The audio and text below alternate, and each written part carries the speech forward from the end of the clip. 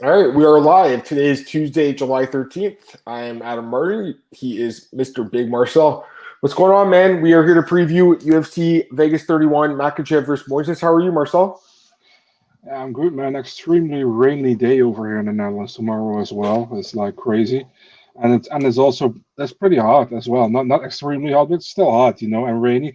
So it sucks, man. You gotta have to have a rain jacket on, but it's just hot. You know what I mean? So it's absolutely terrible weather. The humidity is awful all the time. So yeah, not that great if it comes to that, but overall, yeah, good, man. How are you, man? I'm doing good, man. Just busy, you know. It's been a grind today, but doing good, man.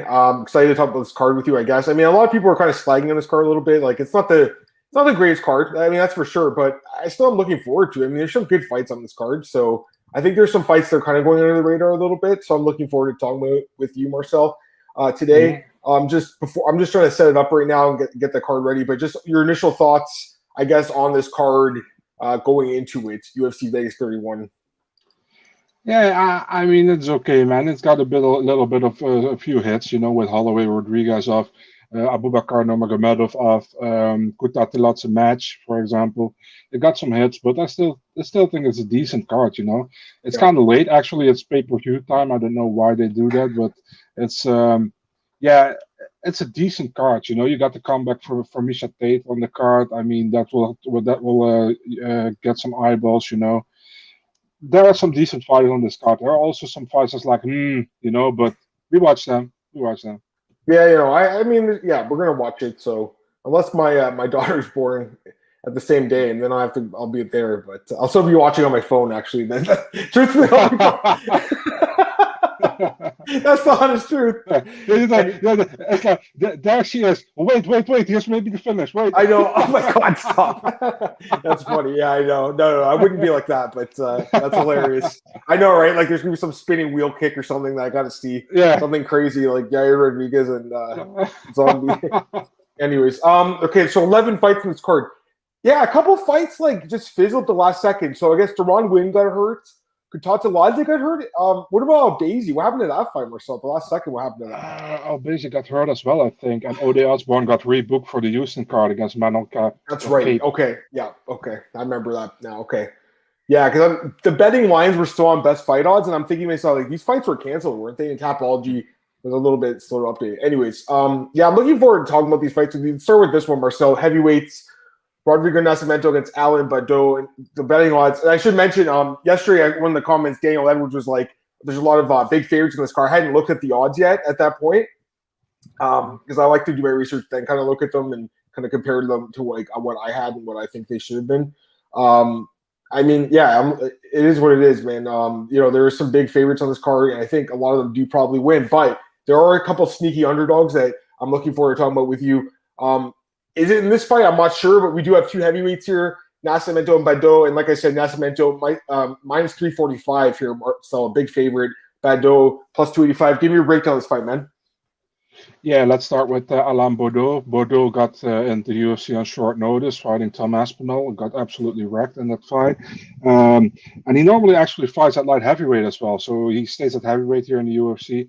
Now fighting Rodrigo Nascimento, and also gotta say like that Todd Start fight, he got via this DQ. There was something fishy with that, man. There wasn't it? You probably know better than me. Wasn't a TKO organization? Yes, it was in Quebec here in Canada. Yeah. That's why I don't know if it was here. Like I almost called Cyril Gunn the French Canadian. I think it was here like last week by accident, just because he fought for TKO. He's French though, but yeah, it is. Anyways, continue. Yeah. Sorry. No. Then we got Rodrigo Nascimento. Really good man against Martinek on the Contender Series, man, and I was very high on him. Then he stopped Dantel Mace via rear naked choke.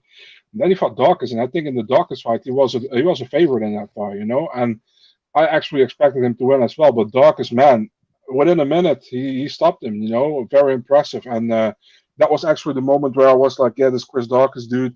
I saw him in the regional scene as well, but I was like, this dude can do some heavy stuff, in the UFC. I think Nascimento is still more a complete fighter than Bordeaux, to be really honest, man. I don't know if you agree with me, but I would definitely favor Nascimento in this fight. I think Bordeaux is better off if he's going to light heavyweight back. I think Nascimento will probably finish him and going with a rear naked choke finish in the first round. Yeah. I mean, he's a big favorite for a reason. His ground game definitely is going to be dominant if he gets it there in the ground. He should be able to get it there. He looks in good shape, too. He's training ATT. He looks like he's in really good shape for this fight. I'm interested to see what he weighs in at, because he looks like he leaned down a little bit to me, but I'm curious to see what he weighs in at as a heavyweight. He doesn't weigh in at 265, obviously. Badeau, I don't think does either.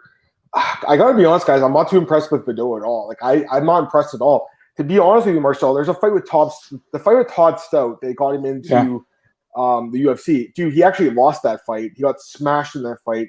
But the result of the fight was overturned because Todd Stout had smoked weed. And that's what I'm yeah, it's so stupid, right? They overturned it to no contest because he smoked weed. Beyond stupid. Todd Actually, Stout, in a win. They overturned it in a win. Yeah, exactly. It's crazy. Isn't that nuts? So it's absolutely crazy, and I don't agree with that at all. So he's actually on 2-fight losing skid. He really is. Here's the thing. He has a little bit of power. He trains with Cyril Gahn. He trains obviously with Gahn, so that's a good thing. He's training at whatever it's called, MMA Factory. So that's obviously a plus, and I guess that's why he's in the UFC. But to me, guys, he doesn't seem like he's a UFC caliber fighter. I gotta be honest with you. He does have some power. Nascimento does not have the greatest striking defense. He doesn't move his head that much, and I'm a little bit worried he could get clipped by someone, but I don't know if it's going to be this guy. So pretty sure Nascimento gets him down and subs this guy, man. That's kind of the way I'm looking at it, Marcel. I think we both kind of agree with that. Let's kind of take a look what that is. That's plus money, plus 130. Yeah, I mean, he can also ground and pound him too, like Tom Aspinall did. That's what Aspinall did in his last fight. But like I said, there's just a slight threat of Badeau knocking this guy out because I don't think he does have the best chin. I am worried about this guy, but I don't think Badeau is going to be the guy who puts him out. So pretty sure Nascimento finishes him. Excuse me. Okay, Francisco Figueiredo, Malcolm Gordon, Marcel. All right, gotta talk about this guy for a second. So I'll just set up the odds. Minus 300 for Figueiredo, Malcolm Gordon plus 250. So I've seen Malcolm Gordon fight a couple times, Marcel. And going through his Tapology, I saw his first fight as a pro. I was at that card, Score Fighting Series 6. And then the next fight, Substance Cage Combat, I was at that fight too. And I was also at the one against Bellator where he fought Chris Kalades in one, which was a big win for him. Eventually makes it to the UFC. But here's the thing. This guy has looked terrible in the UFC. He's looked terrible. He has had 2 tough matchups. I'll give him that. Sumadarji, I think most guys lose to him. And Albazi looks like pretty good, especially after what Zhumagulov just did. That win, doesn't look that loss doesn't look as bad now. So not the worst guys to lose to, but man, I'm watching this guy's fights again, Marcel, and you look at his record, guys. He's got 5 losses and 4 of them by TKO. I mean, the guy's really chinny, even in his wins too. I'm watching some of his wins. He's getting rocked in all his wins. There's no durability here, Marcel. There's no durability at all. So yeah, I don't think he wins this fight. I'm pretty sure Figueiredo. Sorry, Marcel, I jumped in and just broke it down first. I was going to say that basically, I'll let you do it. But I was going to set up and say this guy is actually from Scarborough. He's from my hometown, and he trains near me. But it's hard for me to back this guy as an MMA fighter when I look at the skills. Go ahead, Marcel, break the fight down, then I'll get back. I absolutely don't mind when you do that, man. I like to listen to you as well. Okay, cool. Maybe we'll just do that too a little bit. Yeah, okay. I'll talk to you about that later on. Go ahead, please. For sure. Francisco Figueiredo, debut in the UFC against João Rivera. I still think he's kind of a little bit in the UFC because his brother was the champion. But, I mean, the debut was okay. I think the first 2 rounds were good. Third round wasn't that great. He won to Rivera, but we talked about Rivera yesterday. He's 0-4 in the UFC, so I don't know what to think about it. Malcolm Gordon, 2 fights in the UFC, 2 first-round finishes, losing. Like you said, against Albazi and against Sumadarji. He got some solid names on his record as well, man. Like you said, he got Jody Sherbatov, Jesse Bazzi, Chris Kalades, for example. So he got some solid names, but it doesn't seem to click so far in the UFC for him at all. I think it will be a close fight, to be really honest, man. I'm also not really high on Figueiredo, but I gotta say I think Figueiredo edges out the decision win at the end of the day. So yeah, I'm going with Figueiredo, but I wouldn't put any money on this fight, to be honest. Yeah, I was just saying it just sucks because like I've watched this guy grow up like throughout his like the beginning of his pro career. To see him make it to the UFC, like I want to cheer for him, Marcel, as like a hometown guy, but I kind of want to fade this guy as far as picking a fight goes here. Just it's more of a fade on him because I'm with you on Figueiredo, man. I think that this guy's not as great as maybe we kind of thought he was. I don't think anyone thought he was amazing. Like there's a reason he took so long to get to the UFC. The matchmakers weren't that high on him, obviously. But the Jerome Rivera win doesn't look as good now. Obviously, the way the other guys have finished Jerome Rivera, and he didn't finish him. He had kind of a tough fight with him. So, I think the line is, it's maybe a little bit high just because Figueiredo is not the greatest, and Gordon is a decent grappler. I mean, he definitely got some submission skills, no doubt about it. But the problem is the durability for me, Marcel. So I'm worried about the chin. I could see Figueiredo potentially finishing this fight by knockout. That's only plus 150. Yeah, that's actually kind of like what the looks like the sports books are kind of thinking. You thinking he finishes him here, Marcel? I have a decision, man. Decision. Sorry, yeah, that's what you said. You think it's gonna be a little bit closer, I guess, than me. For me, it's more of a fade on Gordon than anything, Marcel. Honestly, it's not that I'm high on Figueiredo, guys. It's more of a fade on Gordon, even though I hate to say it because he is a hometown guy. All right, this next fight, 135, Anderson dos Santos against Miles Johns.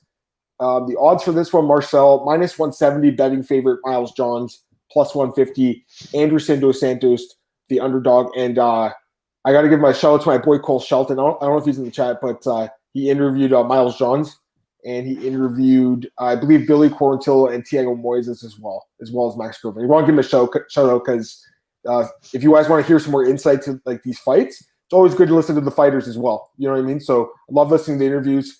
Anyways, Marcel, Miles Johns and Anderson dos Santos, give me your thoughts on this fight, man. One more thing about Cole. Cole, you didn't hit me up anymore after the Euro finals, man. You did before, but for some reason you didn't. I don't know why, but yeah, the thing is, by the way, I think it's great, man, that when you have a hometown guy and you hope he does well, but if you don't believe he will, you should just be able to say it. You know what I mean? You just be able to be real, and I actually appreciate that about you. I know many people is like, it's a hometown guy, I'm going with him, blah blah blah. I'm just real. That's okay, man. I mean, I respect that. Anderson dos Santos against Miles Johns. Yeah, Anderson dos Santos had a rough start in the UFC, I think, against Narimani and Ewell, but he looked good against Martin Day in the fight. He really had to look good in, and he did. If you look at Miles Johns, I've been high on Miles Johns for such a long time, man. I think he's such a good fighter in LFA. He was good. He was actually the champion there, I think. Contender Series, he won against Richie Santiago in a fight that he should win against Santiago. Cole Smith split decision. I know that was very controversial because many people thought Smith had 2 rounds. I think was a 50-50 fight.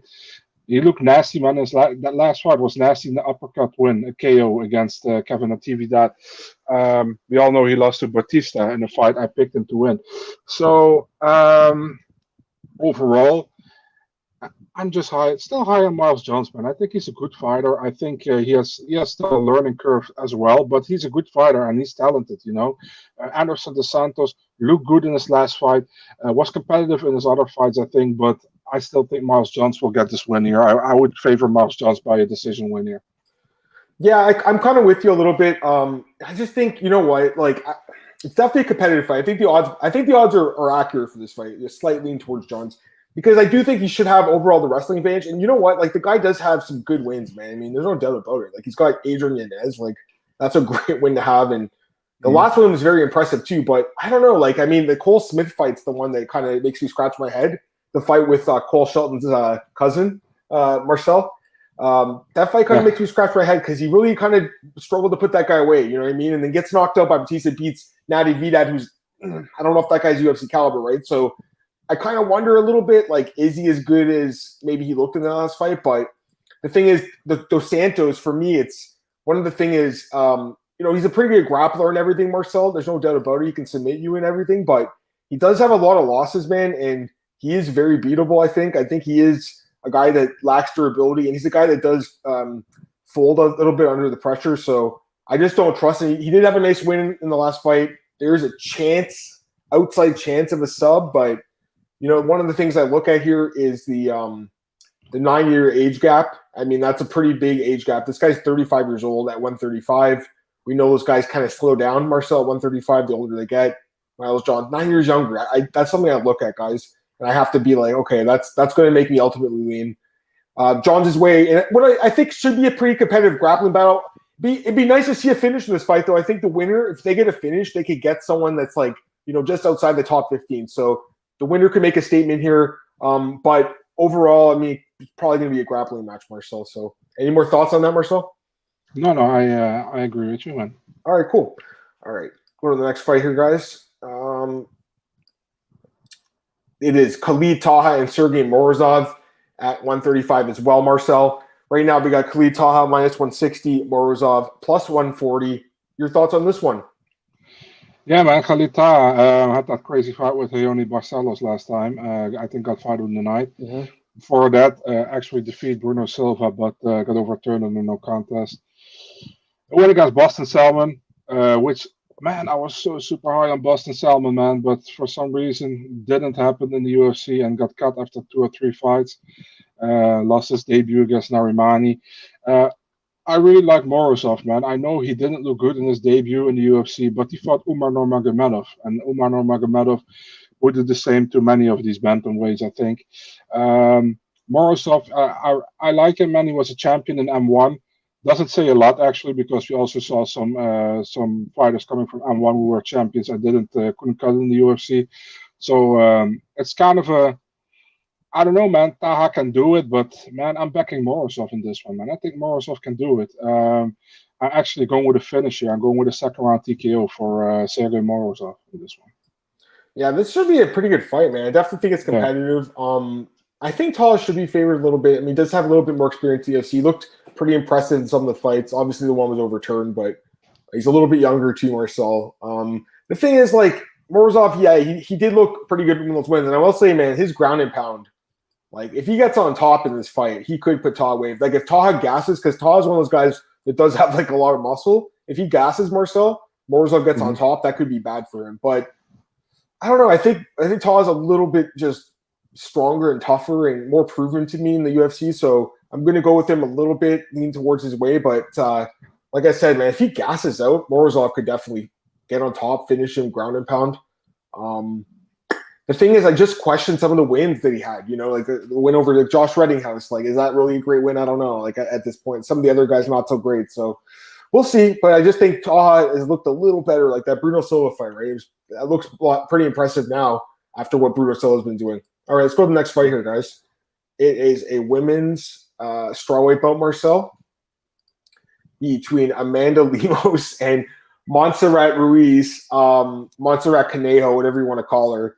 And, man, the odds are pretty hefty for this one. Minus 500 for Amanda Lemos here, Marcel, and plus 400 for Montserrat Conejo, the bunny.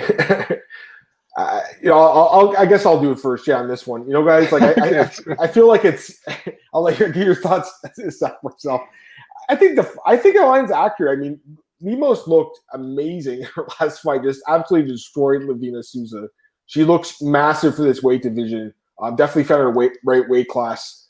She's just a devastating finisher, I think. The fight with Inoue does give me a little bit of pause because that was kind of a close fight where she's getting clinched against the fence. Obviously, that's what Ruiz is going to want to do. But I look at the size advantage in this fight. I think it's like a 4-inch height advantage, 4-inch reach advantage for Lemos. I know she's a little bit older, guys, and everything, and you're looking at it thinking like maybe this girl isn't. She's a little bit old and she's fighting at a weight class where the younger fighters usually do better. But I honestly think she's in her prime right now, Marcel. Ever since she made her comeback after that, I think it was a drug suspension, whatever it was. Whenever she came back from, she's looked really good since then. Yeah. And I think, Marcel, the line's pretty accurate in this fight, guys. I mean, Ruiz, I just like that move she does is like the scarf hold move. Like it's definitely effective for her, guys, but I just don't think against this level of fighter like Lemos, I don't think it's going to work. So I like Lemos here, Marcel. I think Lemos could finish this fight even as well, based on the way she looked in her last fight. So, wow, Lemos by knockouts plus 175. I mean, Montserrat's really tough, but I don't know if she can make it the distance, guys. I'll be honest with you. What are you thinking of this one, Marcel? You agree with me? It's kind of should be a wash here, or what do you think? Yeah, man. I mean, we saw Montserrat, or how many people call her Monsterrat. It's very funny, actually, against Cheyenne Base, which was a really not a great fight. Actually, the post-fight antics were more entertaining than the actual fight. So before that, she was in Invicta, right? She got a big win against Janaisa Morandin, I think. Lost to Danielle Taylor. I'm high on Lemos, to be really honest. When she came in the UFC, she came at bantamweight, like you said, and she lost to Leslie Smith. I was like, wow, okay, cool. Odd, but not really that great. And then she came back at strawweight, like 20 pounds lighter. And since then, she looks amazing. I think, like you said, the Inoue fight was maybe kind of worrying, but I think she should win against Ruiz, man, to be really honest, man. So, yeah, I'm with Lemos as well. I think Lemos might get a finish here, man. I would say a TKO win in the second round via ground and pound. Yeah, I honestly think there's a pretty good chance of that happening here. Daniel says puzzling matchup must be availability issue with getting Lemos a matchup. Yeah, again, she's 34, guys, so she's got to just take fights at this point. And, Ruiz is pretty tough. I mean, she looked good in the last fight. I just think Baze is not that good. I think that's what it was more saying in that last fight, Marcel. All right, let's go to the next fight here, guys. Daniel Rodriguez against Preston Parsons at welterweight.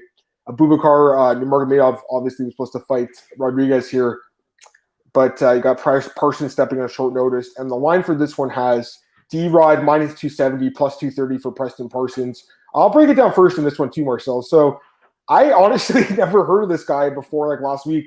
I had seen, I guess, his fight with Ignacio Bahamondes earlier when I was tape sending that guy for when he fought Desi, I guess. But I just didn't remember it, right? So I'm watching this guy. He also fought Mike Perry earlier in his career. So, you look at his record, it's like not the greatest because it's only, 9-2, which is decent. But he's got the 2 losses to Valdir Araujo and Titan, and then Mike Perry knocked him out. But honestly, like, he's not a terrible fighter, man. He's not bad. Like, he's a good grappler, guys. Like, he's actually a decent grappler. I got to be honest with you. So, good submission skills. He's coming off 4 straight wins. I mean, he looked impressive in those wins. I obviously was not fighting great competition. So that's, something to keep him forward. But I think looking ahead, this is a guy to keep your eye out on because he does have a really good ground game, good grappling, decent cardio. Again, not a great fighter, Marcel. I'm not saying he's going to be a future world champion with this guy here, guys. But I think Preston Parsons isn't too bad. I just don't like this matchup at all for him. I think it's a terrible matchup because I just think Daniel Rodriguez is a guy that, man, I really like him. He is a little bit older, guys, at welterweight, 34 years old. But, there's a lot to like about D-Rod. He has, like, a significant striking rate of, like, it's like 7 significant strikes per minute. It's like one of the higher rates for a guy with that much of a sample size. He's got like 5 or 6 fights now. And he's well-rounded, right? Like, he looked amazing in the last fight against Mike Perry. The Dalby fight, you really could have given him the win in that fight. Dwight Grant knocked him out. He could be on, right now, had he not lost that decision to Dalby, he'd be like on a 12-fight win streak. So I think this guy's a dark horse contender. I'm not saying he's going to win the belt either. Don't get me wrong, D-Rod. But I think he's a guy that, I'd like to see him get some top 50 matchups. I expect him to win this fight. I think the line is giving Parsons the respect he deserves as a decent fighter, but I actually think D-Rod should be a bigger favorite here. So there's probably value on D-Rod. I actually think, Marcel. So give me your thoughts on this fight, man. Give me your thoughts on Parsons. Have you heard of this guy before the fight announcement? Or I saw Sean Bitter on Twitter saying, like, I wrote about him earlier this year that UFC should take him. So Sean Bitter, he knows his shit, I had to laugh about a tweet from somebody. They say Preston Parsons, question mark, Parker Porter be like, you're taking everything I work for, motherfucker. So it's very funny to me, PP boy. So Preston Parsons, yeah, I mean, I don't know a lot about the guy as well. I also see his record. He got a win over Ignacio Bahamondes as well, submission win in the first round.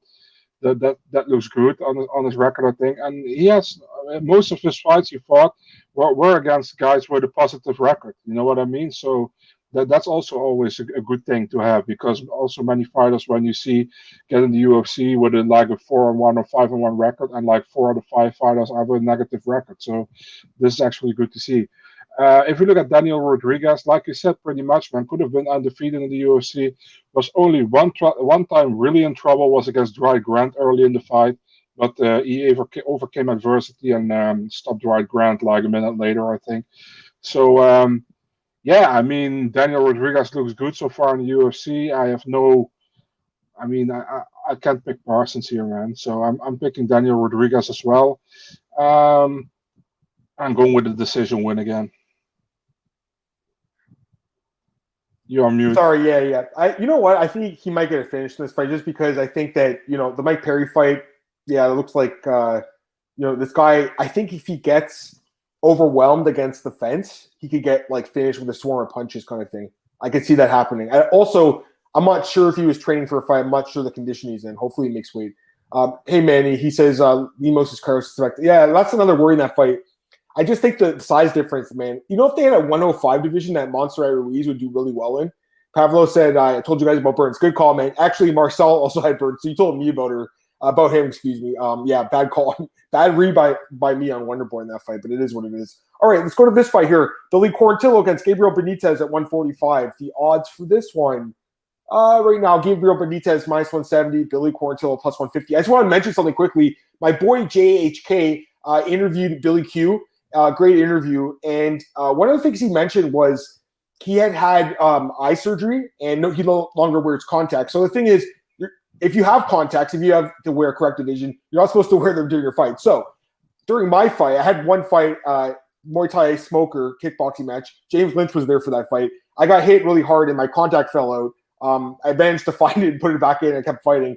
Lucky enough I could do that. But he's talking about how he hasn't worn them or he was wearing them in his fights, but they get knocked out all the time. So he finally had the corrective vision. He has 20/20 vision now. I just want to mention that because, that's got to make a difference, guys.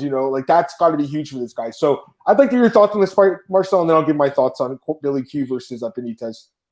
Yeah, man, Billy Q, I like the guy a lot. And I think he when he came in the Ultimate Fighter, he was kind of not really that experienced yet. He lost to Saul Rogers, which was, in my opinion, the best fighter on that season at that moment. But he screwed himself with the vice application or whatever.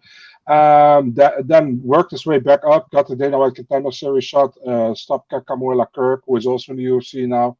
Got a contract, Kilburn. Man, one of the most dominant fights I saw in 2019, man, that Jacob Kilburn fight from Billy Q. Looked really good in that one.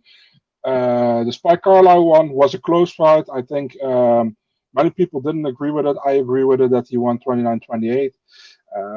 Knocked out Kyle Nelson, and then Gavin Tucker. The Gavin Tucker fight was a really bad fight, I think, for Quarantillo. I think Tucker looked really good in that fight and kind of exposed some things for Quarantillo there. If you look at Gabriel Benitez, Benitez is up and down in the division, man. He pretty much defeats the guys he should defeat, and he loses to the guys I expect him to lose to. You know what I mean? For example, he won against James, which I pretty much expected, and losing to Omar Morales and Yusuf, I had that as well. So the thing here is,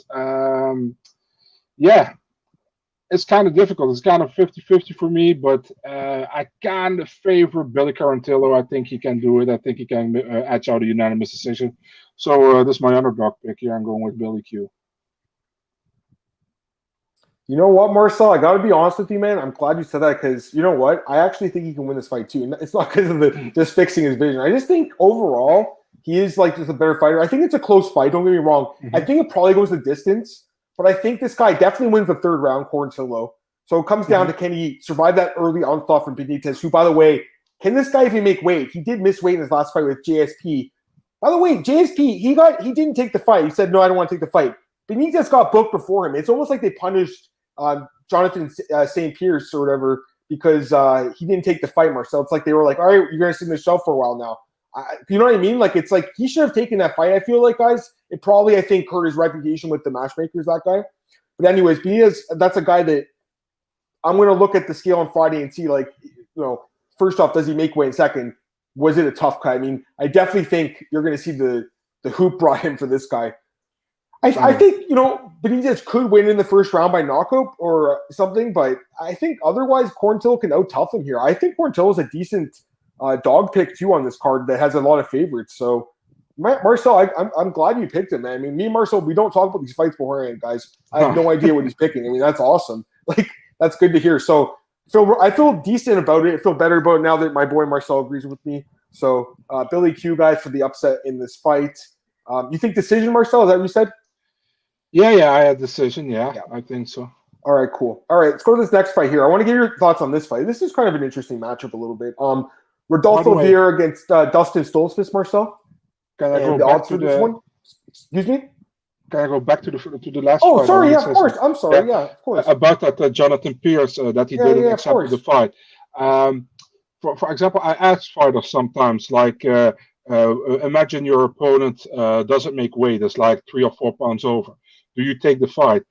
And the most fighters are saying, like, yeah, of course. I honestly, I don't really care, they say. It's like, it's an extra paycheck for me because I got 30% or 35, 40% of their purse. So it's bad on them. That's what most guys say to me. And of course they are upset about it because you can get a certain advantage of it if you don't cut the weight that the other fighter have cut. You know what I mean? So, and it can also be a disadvantage, obviously, if you keep trying to get to that weight. But that's what I wanted to say. Some fighters really don't care, but obviously Pierce did. So yeah. Yeah, I'm seeing this comment from Manny. Yeah, Dilly did open as a slight favorite. I think Bet Online usually does open these fights these days, like normal fights. And the big fights are opened by some of the bigger books and stuff. But I feel like when I see them on Best Fight Odds, though, it's like sometimes these fights get hammered quickly, and then the books all change right away. So, I kind of think that it's a close fight, but I do think just overall he's the more well-rounded guy. Anyways, this fight, Marcel, middleweight division, we got Dustin Stoltzfus and Rodolfo Vieira. So the odds for this one, Marcel, Rodolfo Vieira minus 225. He's coming off that loss in his last fight against Anthony Hernandez. I got to be honest, guys, I did not see that one coming. That was when there were surprising performances of the year, especially seeing Fluffy win by submission. I was like, Fluffy! I was freaking out when that happened, man. I couldn't believe it. Even though I picked up Vieira that night, it wasn't good for me, like, financially. It was awesome to watch. But I was going to say, yeah, I mean, he's coming in this fight as a big favorite, decent side favorite, moderate favorite. And then Dustin Stoltzfus, plus 185. What do you think of this matchup, though, Marcel? I mean, we saw the guy exposed a little bit with the cardio and stuff. So what do you think? Is Stoltzfus the guy to take advantage of that? Or what do you think about this one? The thing is, Rodolfo Vieira is very, it's very dangerous, definitely in the first round, like you said. If you look at his fights against Pihota, which was the second round, but against his fight against Safarov, you saw Safarov tagged him a few times, and he got the submission, but he got tagged. And Anthony Hernandez lasted till the second round, and Anthony Hernandez wasn't gassed, and Rodolfo was, and he got finished. So the thing with Stoltzfus is, do I think Stoltzfus is that great? He's good, but I don't know. I don't know if he can hang with Rodolfo Vieira on the ground. You know what I mean? I know he has some neat submissions on his record. He got a win by twister submission. So yeah, can he match Vieira on the ground? I don't know. Maybe in the later rounds, but we'll go to the later rounds. That's the thing. And I think that Vieira knows what he has to do right now. He knows that he has to get a win. And actually, I don't want to say the UFC gives him here an easy opponent because that's definitely not true. But they could have gave him a guy which is more seasoned in the UFC. Yeah. But they didn't. They gave him Stoltzfus, who is 0-1 in the UFC with a win in the Contender Series. So for me, it's like I think Vieira, and I think he gets a submission in the first round. If he doesn't get that submission in the first or early second round, he can be in trouble, But I'm going with Vieira on this one. In the comments, Masio says under 1.5 rounds. Deer Dancer says it'll be a rolling chess match. I agree with that. I mean, for the first round, anyways. Masio, I think if you like Vieira, I think the under is definitely a decent play because I think if he wins, it's going to be in the first round most likely, or like the early part of the second, because he doesn't have that much cardio as we saw. I mean, it was kind of weird. Like, it's almost like he had like this adrenaline dump and he just like completely froze. It was weird. Like he got stiff, his whole body froze up. But yeah, he got exposed to the fight, man. He really did. His striking defense, everything. Past that, if you get past that initial onslaught, but it's like, can Stoltzfus do that? Maybe. I mean, maybe. He's a decent fighter. He's not bad. I saw the fight with the twister That was really slick, no doubt about it. He's a good grappler, Marcel. The Fight Contender Series guy, I think he broke his arm when he was slamming him to the mat during a takedown. It was a good slam, but I mean, it was kind of a freak accident. He still looked decent, though. He does have a little bit of a reach advantage. I noticed he was training, I believe, with Sean Strickland and those guys, so that's kind of cool. I mean, listen, if he can survive the first round, I think he can win this fight by decision. But he could get finished. It's kind of for me, I'm a little iffy on Vieira right now because of that last fight, but I was super high on him before that. So I'm not completely off the bandwagon. I'm still going to pick him. I'm just saying there's risk with the cardio dump again. I don't trust this guy's cardio. Deardazer says the decision win either fighter.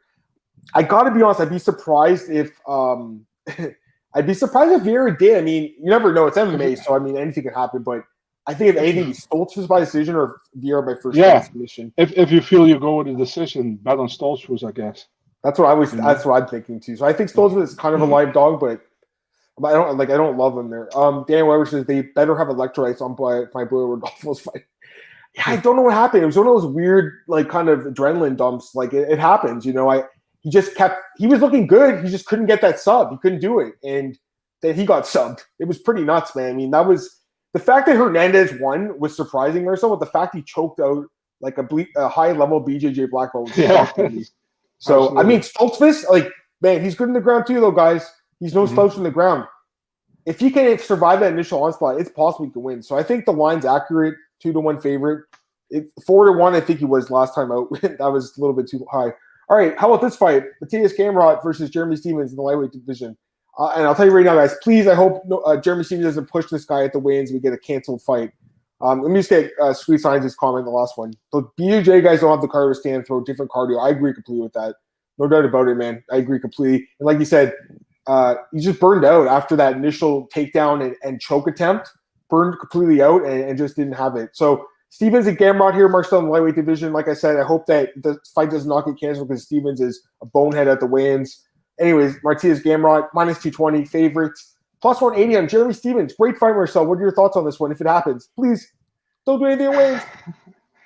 Hey, man, I think if Stephens pushes him during the weigh-ins, I think Stephens can run for his life. Gamrot, I'm super high on the guy, man. Dude is an amazing fighter. He's good on the ground. He's good stand-up. He came from KSW, was a two-time champ over there. Debut against Tate Latz, split decision loss, was a very close fight. Could have gone his way as well. Holtzman, he knocked Holtzman out, man. He knocked him out in the second round. And Holtzman is not an easy guy to put away, and he did. Stephens, last Stephens win was against Josh Emmett in 2018. After that, 5 fights, 4 losses, 1 no contest. Against very good competition, have to say that, of course. But, yeah, man, I think Stephens will get smashed in this fight, to be really honest, man. I think this is the UFC's punishment for Stephens, for pushing close and make that fight getting cancelled. So I'm taking Gamrot here any day, and I think he finishes him in the first round. Wow, there you go. Gamrot by finish. Man, I mean, I love Gamrot. I really got to be honest. I love this guy, and he honestly could be such a huge win streak had he got that split decision over Tate Latz, which, again, it was such a close fight. Great fight. Could have been a draw even. Like, it was such a close fight. Great fight. And both these guys are awesome. What were you going to say? Yeah, I fully agree with you. Yeah, it could have been like a draw. I mean, it was that close, you know. The guy's awesome, man. He's a really well-rounded guy. And we knew his ground game was good, but seeing him get that knockout, Marcel, over a pretty durable guy in Holtzman was really nice to see. Stephens is a guy that has kind of been bouncing weight classes now. He's had a bunch of fights that fall out the last second. I mean, he looks in good shape in his pictures and everything. So I'm not saying he's going to be in good shape for the fight. He's going to be ready to go. Jeremy's going to be there for 15 minutes, but I don't know. I mean, Gamrot, I think he wins. Marcel, I'm just saying I think that Stephens can maybe hang in there. So Macio's saying over 1.5 possible. UFC resign Yamasaki to be ref for the Stephens fight for their punishment. Yeah, I think he's getting punished too. I like Gamrot here. I got to be honest, guys. I think the line could be higher. Don't you think, Marcel? It's only 2-1. I think it could be like 3-1. Like I said, man, I mean, I only have one word for this fight: smash. That's what I think. Yeah, that's not even trying to be disrespectful, but that's really what I think. I think Gamrot absolutely smashes Jeremy Stephens in this fight. I mean, I'd love to see it. I think definitely he's a guy that's in play for like a performance of the night bonus for sure. This guy's very talented. I'd love to see this. I love this fight. I hope it happens. Like I said. All right, Miesha Tate versus Marion Reneau, co-main event here. Miesha Tate, first fight, Marcel, in 5 years. She has not fought since Raquel Pennington lost, which yeah, it was surprising at the time, but obviously had no motivation at all. Got smashed by Nunes before that, but before that, had that win over Holly Holm, unbelievable. And I hadn't watched that fight since that night, honestly. And I went back and watched it like the other day. I was like, damn, what a comeback, eh? Like, it was unbelievable. So, yeah, she comes in here, Marcel. Even though the 5-year layoff, she's coming in here as a minus 135 favorite. Reneau plus 115 underdog. So, few notes. Reneau, she's retiring after this fight. She's the oldest fighter in the UFC, guys. She's 44 years old. Oldest fighter in the UFC. She's like 2 weeks older than her Olynyk, who just turned 44 as well. So her last fight, she's on a 4-fight losing skid, but super tough. Hung in there with Miesha Tate on her last fight. The line's very close, but Miesha Tate is the favorite despite the layoff, despite the losing skid. Man, Marcel, give me your thoughts on this fight, man. What do you think here? It's kind of a little bit of head scratcher because of the layoff, but Miesha Tate, I guess, should have the advantage. What do you think, man? I mean, man, how crazy is it that that Marion Reneau is 10 years older than Miesha Tate, but Miesha Tate has been out for 5 years. It's crazy, Yeah, Marion Reneau, 4-fight losing skid, like you said. I honestly think that she won the fight against Kunitskaya. That's what I think, but that's just my opinion. Doesn't make sense. It doesn't matter as just one vote for everybody. So, yeah, 4-fight losing streak skid. I mean, before that, Sarah McMahon win, which was a pretty decent win. I mean, Sarah McMahon is not easy to put away, and definitely not with a submission. So I was impressed by that. But it's such a long time ago, man. If you look at Tate, like you said, she had a comeback win against Holly Holm in a fight that she was definitely losing if it went to the scorecards. The Amanda Nunes fight, she got completely dominated in that fight, and the Raquel Pennington fight, like you said, she didn't look like she still was there, and she stopped after that. She pretty much retired, got 2 kids, and then now she's back. The thing is, Tate is still younger than Reneau, and I think Tate has worked on her MMA game. I definitely know. She was in the gym already before when the fight got announced, like 2 months ago or 2.5 months ago. She was already a few months in the gym to prepare. She's back in the UFC. I honestly think, man, that she actually wanted to fight for one championship, but she still has fights left on a UFC contract, so she still has to fight in the UFC. Actually, no disrespect to Marion Reneau, but this is a perfect fight for Miesha Tate to go back come back in the UFC. Reneau is retiring after the fight. She's 44 years of age. Very respectable age to stop with MMA. I mean, actually very late, and she's still in the top 15, so good for her. I have to go with Tate here, man. I think Tate is a more complete fighter. If she gets it to the ground, I see Tate getting maybe a finish either. But I'm not going to say that. I'm going with a unanimous decision win for Miesha Tate here. Massimo thinks it's going to be a submission. Sweet Scientist says over as an autoplay because it's a women's fight. Jose, I'll get your questions. We're just going to finish these last 2 fights, and then I'll take a few questions before we get out of here. So let me give my thoughts on this fight. Yeah, I think Miesha Tate, I mean, overall, I think she's like, super tough, obviously. That's her best trait, I think, just her durability and hard toughness. It's gotten her so far, and her submissions are good. Obviously, her ground game is good, her grappling is good. I'm curious to see how she looks after this layoff. Her pictures, her videos, she looks in phenomenal shape, but it remains to be seen how she'll perform in the cage. Reneau just had a fight, right? So she's been fighting frequently, but she's on a 4-fight losing skid for a reason. She's not great, and again, the oldest fighter in the UFC, Marcel, 10-fight age difference. That's a big age gap, guys. So it's something I can't ignore. Yeah, I mean, Reneau, it's possible if Tate just completely lost everything and comes back and just gasses out or something, that Reneau could come back because she's got good cardio, and she's shown that with some of that late finish in the one fight she had with Bernardo. But overall, Marcel, I think Tate wins. Does she win by stoppage or decision? I'm not sure, but I do think she probably edges it out in this fight. All right, Marcel, let's do the last fight, and we'll take some questions after. Islam Makhachev, Thiago Moises, the lightweight main event for UFC Vegas 13. It is a 5-round lightweight bout. Right now, Makhachev, big favorite, Marcel, minus 600. Thiago Moises, plus 450. What do you think, man? First of all, I want to say people should stop disrespecting Thiago Moises so much, man. It's like because you are upset that Makhachev didn't get a better, higher rank opponent doesn't mean Moises sucks. Moises is a good fighter. On a 3-fight winning streak, I remember the Michael Johnson fight where we looked pretty awful in the first round. 25 seconds later in the second round, he got the win via ankle lock. Wins against Bobby Green and Alexander Hernandez. Good wins, I think. But if you look at the guys he lost to in the UFC, Beneil Dariush, who controlled him for pretty much 15 minutes on the ground. Against Damir Ismagulov. Ismagulov's so good, man. So underrated guy. He could also be easily in the top 15 right now. Makhachev, yeah, everybody knows Makhachev, man. He's been doing great in the UFC. He got one loss against Adriano Martins, which was a one-punch KO back in 2015. After that, very good fights, definitely against Tsarukian, which got fight of the night. Davi Ramos and Drew Dober. He finished Drew Dober.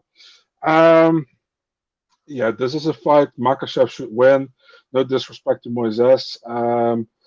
I pick Makhachev in this fight. Will he finish Moises? I'm not 100% sure. So I'm going with a decision win here for Islam Makhachev, but I think it will be pretty dominant, man. Although I think Moises is a great fighter. I tend to agree. Like, I think Moises, the line's a little too high at this point, guys. Like, Moises is decent, And here's the thing. If you look at the last few fights, he was an underdog, right? He was an underdog against Hernandez, and he was an underdog against Bobby Green, and he was a slight underdog against Michael Johnson, too. And he pulled those fights off, man. Looked pretty impressive, and he's improving. He's only 26 years old. He trains at American Top. There's a lot to like about this guy, man. I think he's definitely – I definitely think that Makhachev should be favored. There's no doubt about it. I just think the line's a little excessive because this guy is decent. And the thing is, for me, it's more of the question of can Makhachev finish him or not? I don't know. I think maybe Moises can hang in there, Marcel. I think maybe he can go the distance maybe in this fight. I'm not sure. It's hard to say. I do expect Makhachev to win, obviously, guys. I'm not going to pick against him.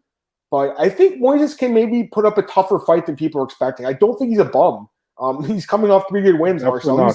Yeah, the line's not giving him any respect at all. This guy, Drew Dober, was only like minus. I think he was like what? Makhachev is what? Let me double check. Minus 460 against Dober, but now he's minus 600, or I'm seeing minus 750 out there. Like that's, to me, that's a little surprising. I think it's a little bit excessive, but that's just my thoughts on it, Marcel. But overall, he should win the fight. I mean, he does have the grappling, and Moises, the fight with Beneil Dariush took him down a lot in that fight, Marcel. And Makhachev has really good takedowns and good control as well. Marcel thinks a knockout, maybe it's possible, but maybe he gets knocked out because Moises has shown a lot of improvements on the feet. And the one loss, Marcel, I'm not saying this is going to happen, but the fight with Adriano Martins, he did get KO'd in that fight, Marcel. Remember that.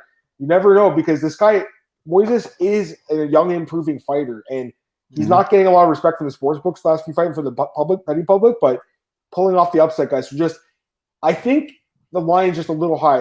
I don't want to say he's like a live dog, Marcel, because I'd be kind of surprised if he won. I'll say that, but I just think he's going to put up he's going to be like Moutinho. He's going to do a little better than people expect, I think. You know what I mean, Marcel? That's what I'll say. Any more thoughts on that? I'm going to get these questions. I'm going to take you guys' comments, and then I'll answer the questions. Moises' head hits the glass ceiling again here. Late stoppage possible. It's possible. It's 5 rounds. I mean, if 3 rounds, I definitely favor them over. With the 5, it could be a finish, but I still kind of think Moises will do good. Moises showing his level as wins, aside from the Johnson sub, which was getting dominated. He looked decent, that's all. Yeah, but he's getting better, though. That's the thing. And that's the one thing you got to remember in MMA. Like, these young guys get better. You know what I mean? Mercer, you have to project them from fight to fight. And this guy's training ATTs, training with Dustin Poirier all the time. He's going to get better, Let me see if there's any more comments. Jose says he'd be more hyped for Ismagulov. Man, I can't wait to see Ismagulov back in the cage. He's awesome, and that would be a great fight.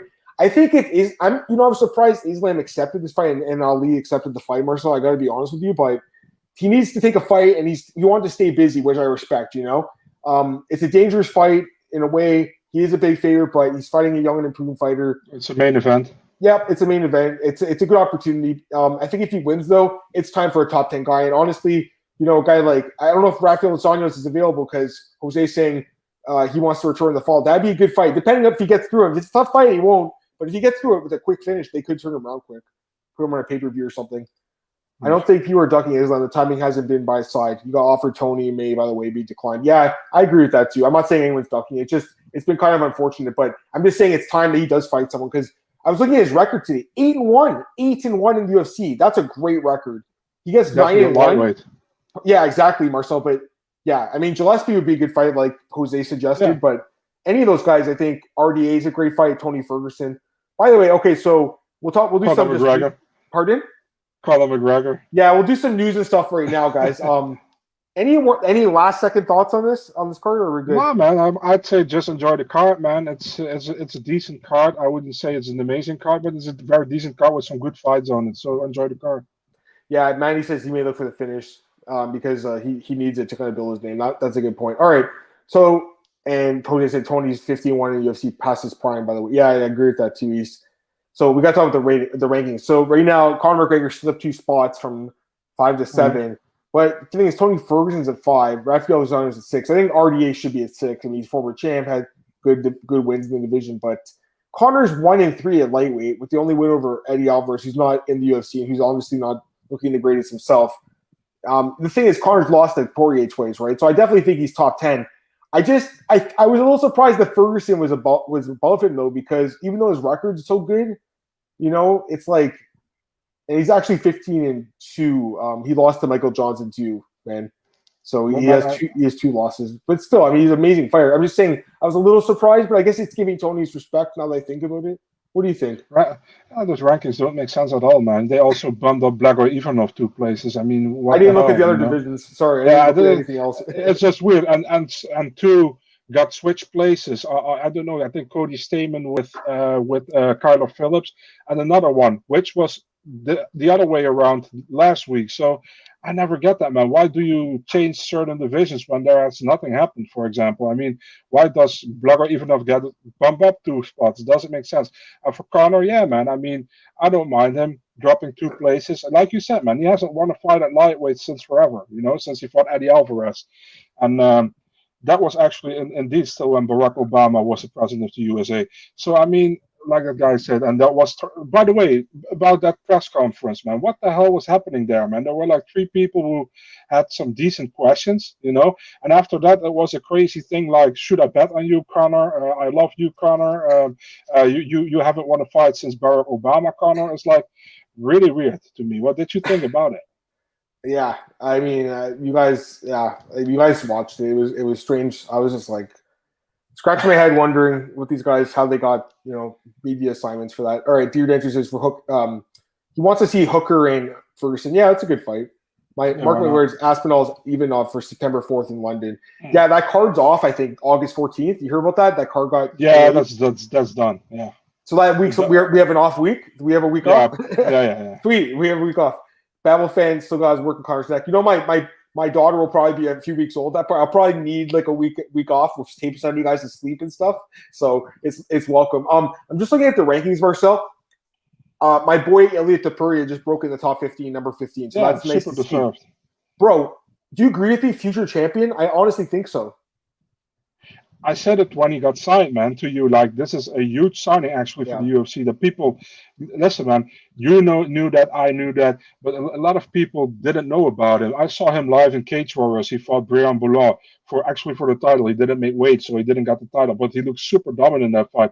And that's the moment that I had my eyes on him. He also fought at Brave.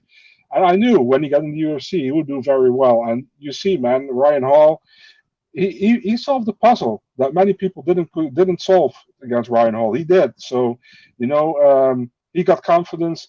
He's a good fighter. He has Georgia behind him, man. He got Spain behind him. So, I mean, yeah, the sky's the limit for the guy, man. Yeah, these rankings. I'm just looking at these rankings, and you said don't make sense. It's true. Like I'm looking at them, and like Jessica I slipped a spot, and Vivian Rouge up above her, even though they fought. And she beat her. That's kind of weird. And then you have, Dern and Rodriguez switch spots. They're going to fight soon. That doesn't make sense. And then Maverick, Barber, same thing. They switch spots. Why? Marcel, it's very bizarre. Maybe the UFC wants Dern versus Rodriguez on the poster, not Rodriguez versus Dern. I don't know. You know what I mean? Yeah, that's very possible. Same with Juliana Payne. She's magically moved up 1 spot in the 135 division, so they can put her as the top 5 opponent, not top 10. So, yeah, there's some weird things going on in these rankings, guys. I'm just saying, I'm not using these as gospel. It's just more of like I look at them just to see like what the matchups could be. Just have to, quick match, like you know what I mean, Marcel? Like who's quickly in the top 15? Who's ran? Go ahead. You know what's always funny, man? If I ask fighters, do you care about the rankings? No, I don't care about the rankings. And then they get a fight offered, for example, the guy who's not in the rankings is like, I want a rank opponent. It's very double. I understand where they're coming from, by the way, but it's very double, and those rankings should be really done better. I still think there are many guys in the rankings who don't know what they are doing. There are some good guys in the rankings, don't get me wrong. There are some solid guys in the rankings who follow MMA, who are very knowledgeable about the sport. But there are also some guys like, I remember when I went to one guy's website, there was a shoe store or something. So it's just weird. Yeah, our own guy at MMAOB.com, Brian Heminger, is one of the rankers. Yeah. My thoughts on them are they're not the greatest, but there's some guys like Brian. I think that Brian does put his time into them. So there's some guys that do a good job, but some guys I obviously haven't heard of. They've been exposed. You guys have all seen that Reddit thread. So it is what it is. Anyways, let me get some comments here. This is hilarious. Zach says he wants to see Nate versus Nick Diaz. You know what, man?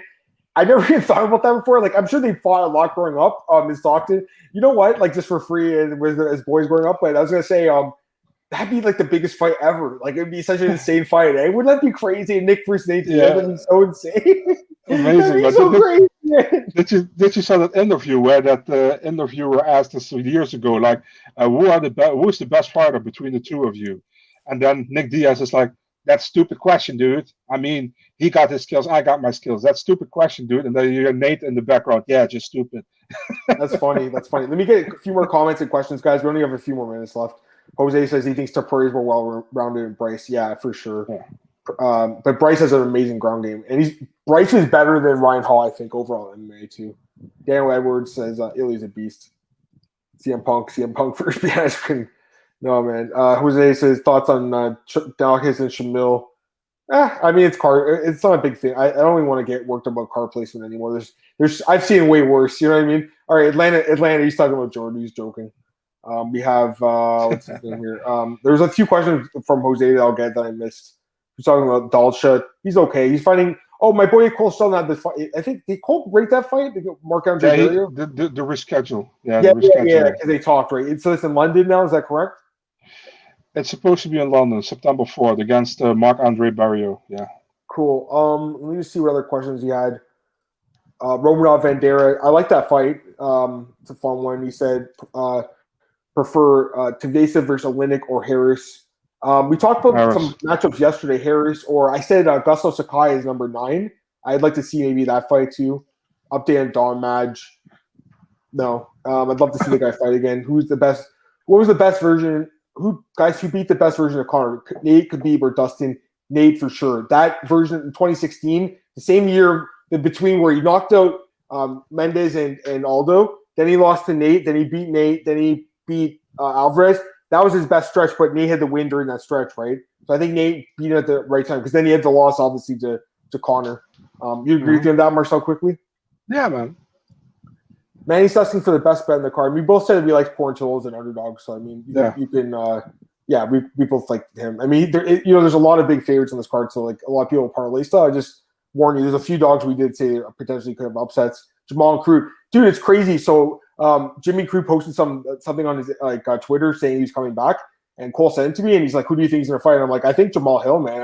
I think he's gonna be ready to go for that card." And sure enough, Marcel, I called it. So. You can ask Cole; he'll tell you that's true. And I love the fight, man. It was my own pick, so I think it's a great fight. Give your thoughts quickly. Yeah, it's a good fight, man. It's I'm happy Jamal Hill didn't have anything broken, so he can return quickly. Crude, yeah, actually, one guy got problems with his arm, and the other guy got problems with his foot, right, over his leg. So, and both guys are very talented. So I'm really looking forward to him, and I think I would.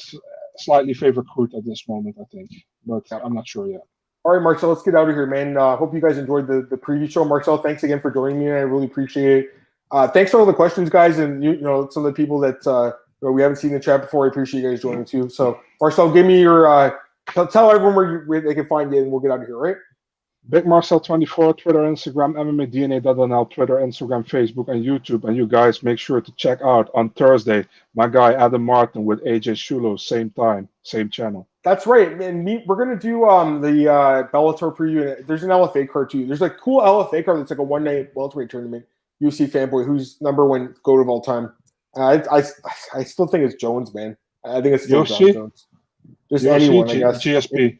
You thinking? Yeah. Okay. Well, fair enough. I mean, that's a great pick too. I have to think about the drug testing, everything. Anyways, you guys can follow me on Twitter at @MAdamMartin. Appreciate all the questions, guys. Appreciate you, Marcel, as well. MMAOB on Twitter. The podcast, it's on MMAOBsburger.com, YouTube, Spotify, iTunes, all those places. You can find it. I'm also available at MyMMAnews.com, BJPen.com, Fantasy Fanatics. And I got Elite Fantasy and Elite